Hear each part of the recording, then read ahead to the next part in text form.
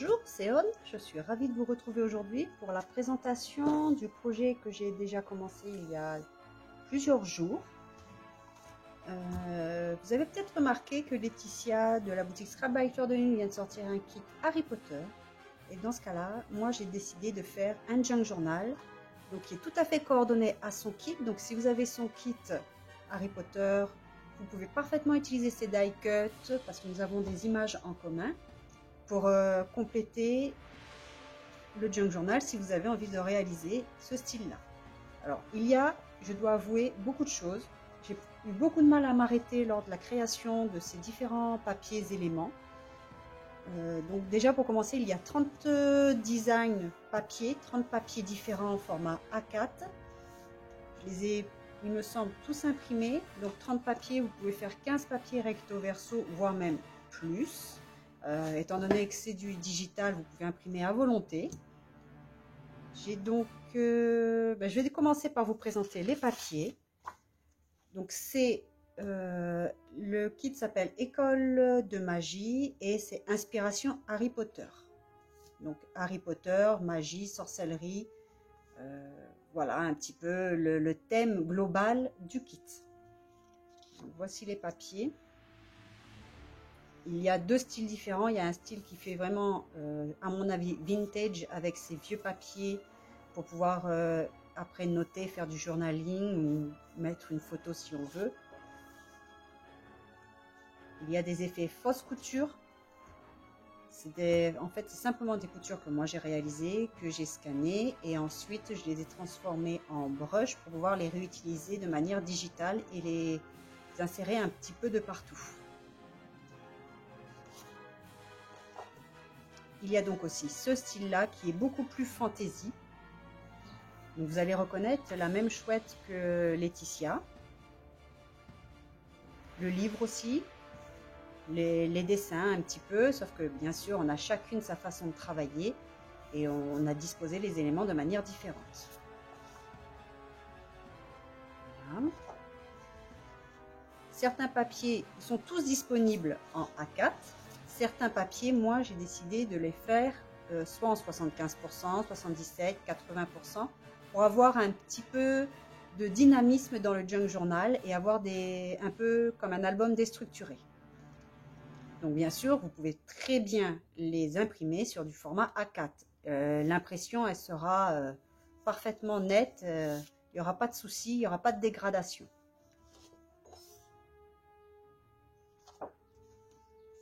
Un petit mur de briques rouges, une cage avec une lanterne, une petite potion. Vous voyez, c'est un petit peu fantaisiste avec un arceau de tronc d'arbre par exemple, avec un chaudron, une petite lanterne, un balai.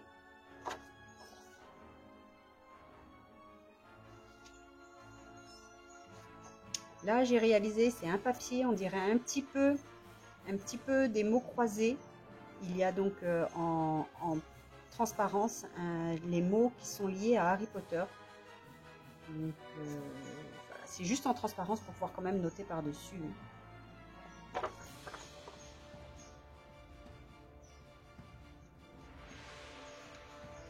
Voilà, très très fantaisiste, c'est une bibliothèque absolument pas d'époque, avec juste des bougies, des livres, des petites potions, des lanternes, un livre ouvert en bas.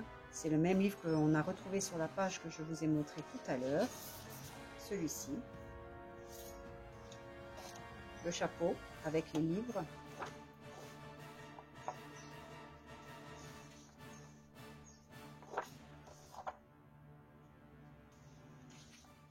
J'ai fait aussi un papier comme ça, style collage d'étiquettes. Après, on peut très bien faire une pochette, rajouter par-dessus pour cacher, en partie si on veut, ou laisser tel quel. Alors, j'ai imprimé sur du papier 160 grammes, 120 grammes ou 200 grammes. Tout ça pour avoir des textures aussi différentes tout au long du junk journal. Là, on retrouve ce que je vous disais tout à l'heure, les mots fléchés. Enfin, ce n'est pas des mots fléchés, mais c'est une superposition de mots.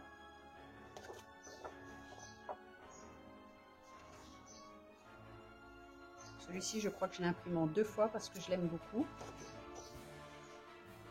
Voilà, les images bien de beaucoup d'inspiration d'Harry Potter, évidemment. Une baguette magique, une petite bannière. Avec des papiers quand même faux unis, de manière à pouvoir quand même noter ce que l'on veut dans le junk. Comme celui-ci, ou rajouter soi-même des die cuts par la suite pour ajouter du volume et de l'épaisseur.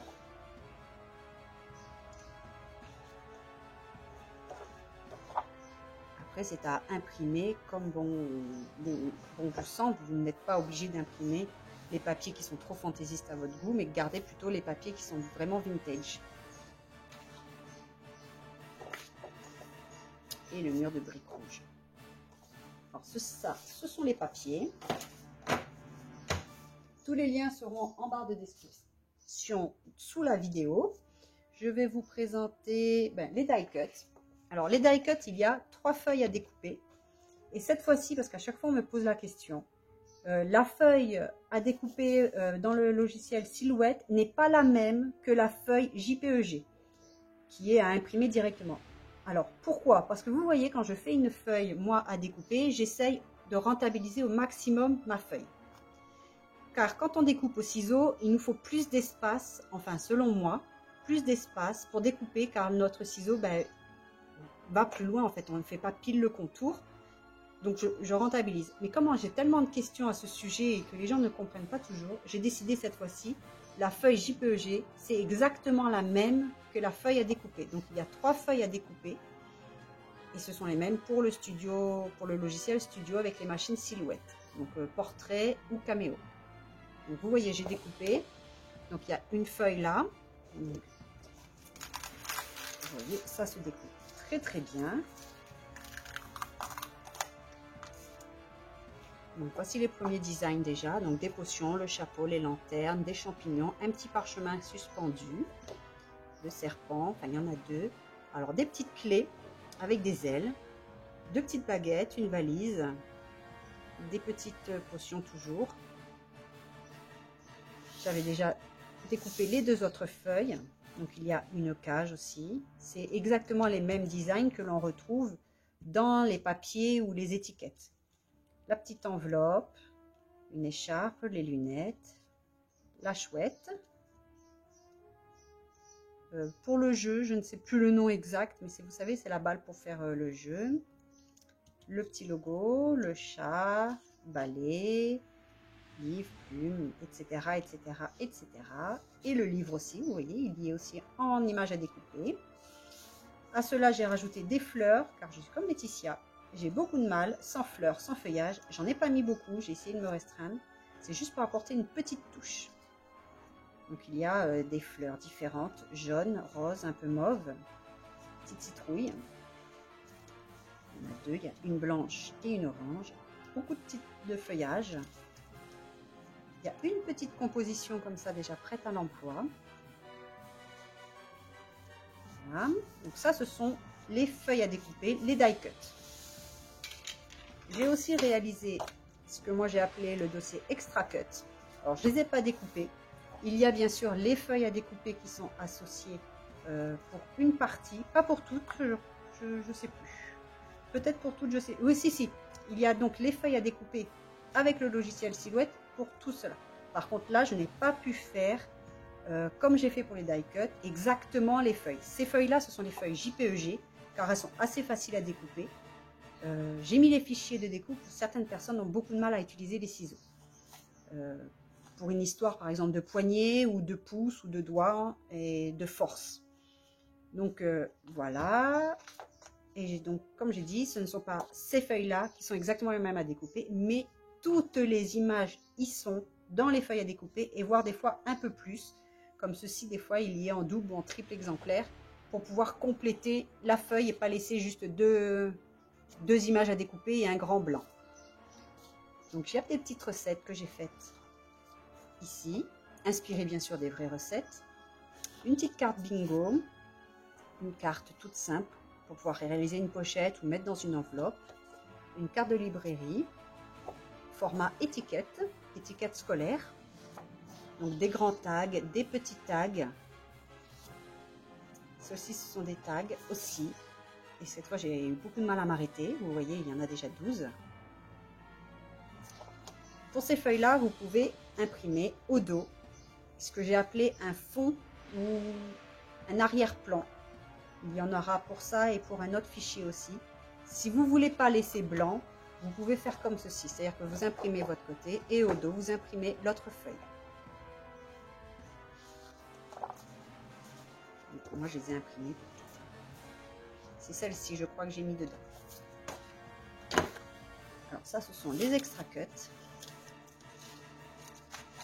Je vais vous présenter donc ce que j'ai fait, ce sont les étiquettes.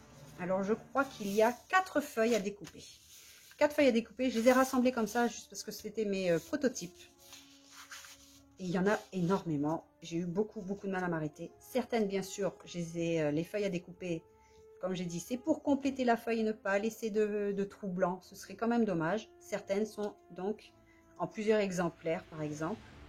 Donc vous voyez, là il faut que je redécoupe parce que ma lame était usée, je l'ai changée.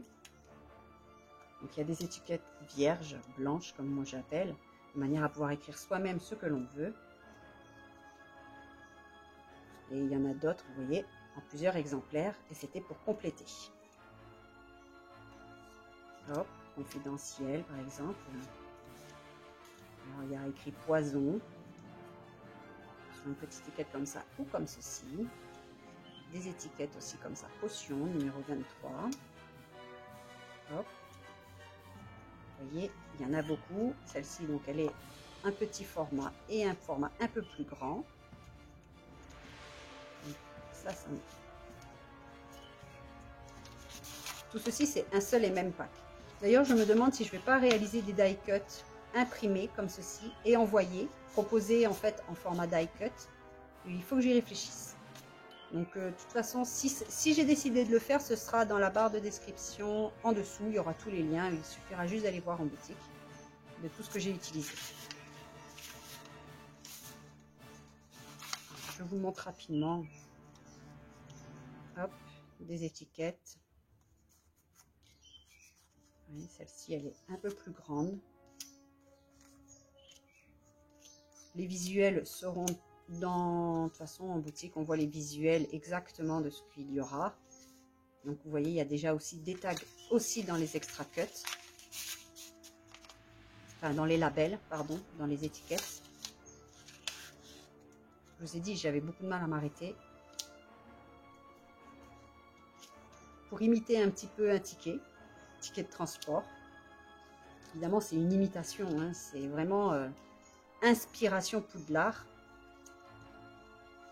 Et pas Poudlard à 100%, ni Harry Potter à 100%. Et même ces étiquettes, par exemple, peuvent servir pour Halloween. On est à part avec Poudlard, pas trop, mais tout le reste peut servir pour Halloween. Tout ce qui est potion, confidentiel, poison, notes, voilà, des petits tags,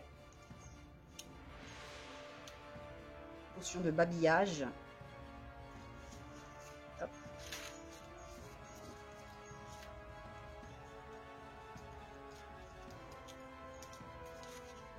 Et il y a encore une autre feuille.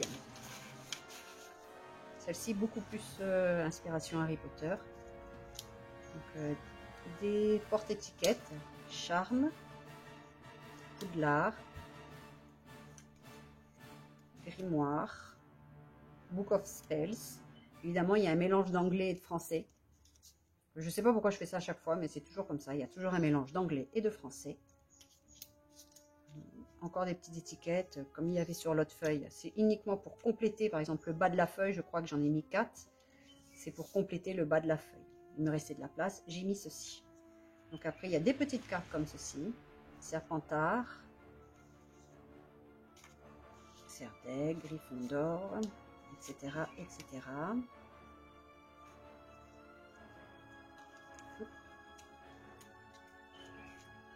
Une petite carte pour l'expérimentation, par exemple.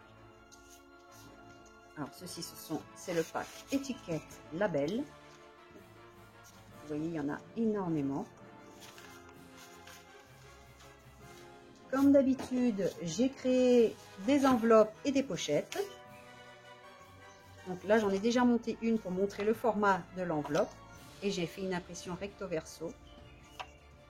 Donc il y a l'adresse de Monsieur Potter. Celle-ci correspond à cette enveloppe. Donc j'ai découpé tout autour et j'ai juste fait une ligne de pli aux intersections. Je n'ai pas tracé les traits ni de pointillés car ce serait dommage de les voir par la suite. Et moi j'aime bien aussi ancrer les bords. Là je n'ai pas fait le recto verso. Je n'ai pas mis ceci derrière. Là je l'avais fait par exemple. Rien ne m'empêche de le faire plus tard. Je pense même que je vais le faire. Car je trouve sympa de voir ça et de ne pas avoir à coller un autre papier par-dedans. Donc il y a d'autres enveloppes.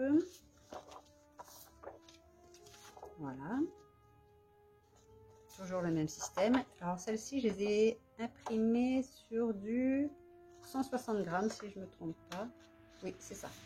Ou 200 grammes. Je sais plus. Je sais plus. Et pas trop fine de manière à ce qu'il y ait quand même une petite tenue. Mais pas trop épaisse pour éviter que là ça ne se déchire à chaque fois que l'on plie. Alors j'ai fait des dossiers de fichiers. Il y en a donc, il y a celui-ci, celui-ci, je crois qu'il y en a 3 ou 4. Voilà. Ce design là. Et celui-ci.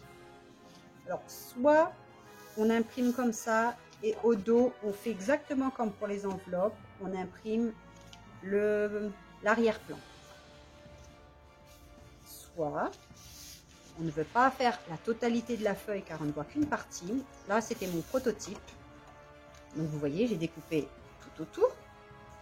J'ai plié là bord à bord, de ce bord-là à ce bord-là, de manière à ce qu'il y ait l'onglet ici, c'est l'onglet qui dépasse. Et au dos, on est l'encoche qui correspond à cette encoche-là.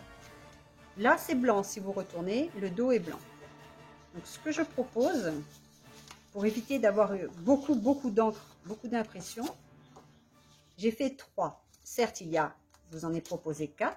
Bon, celui-ci il n'est pas dans le lot. Hein, c'était mon prototype. Il y a 4 pochettes et il n'y a que 3. Mais vous pouvez très bien en prendre 2 pour le même. Si j'en mettais 4 sur la même page, ça risquait d'être tronqué à l'impression.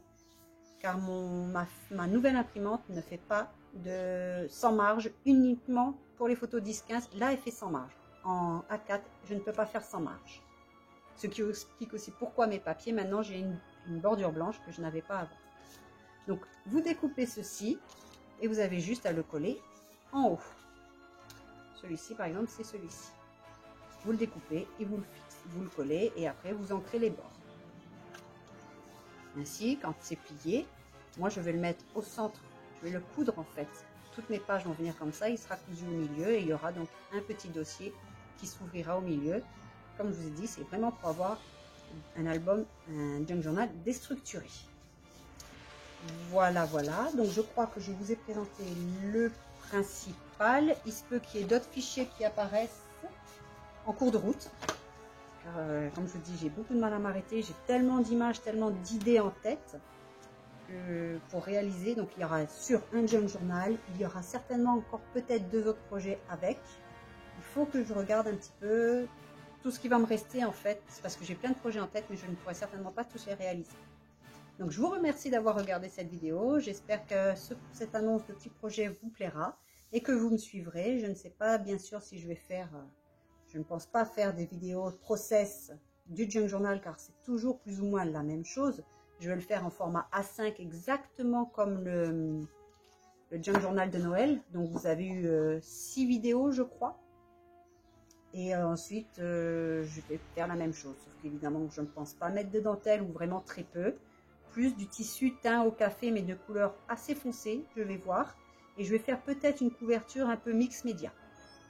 Voilà, j'espère que donc ce projet vous plaira et je vous dis à très vite pour une vidéo. Bye!